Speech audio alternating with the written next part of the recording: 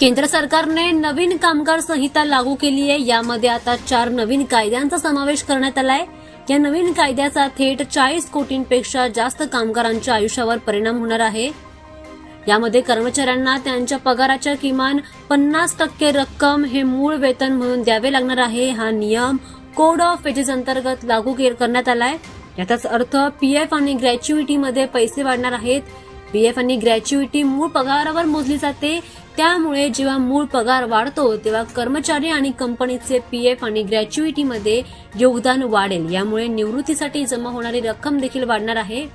केंद्र सरकारचा हा नियम कालपासून लागू झालाय, परंतु 45 दिवसात याबाबत नियम जाहीर करेल। यानंतर कंपन्यांना या नियमांचं पालन करावं लागणार आहे। यानंतर पगाराच्या रचनेत देखील बदल करावे लागतील।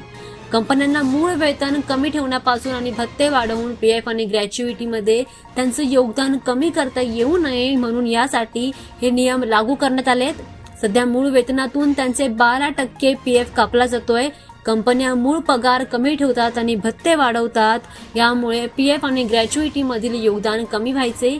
यामुळे आता सरकारने सीटीसीचा अर्धा भाग मूळ पगार असला पाहिजे असा नियम लागू केलाय। यामुळे निवृत्तीसाठी जास्त बचत होईल, परंतु यामुळे मासिक पगार कमी होऊ शकतो।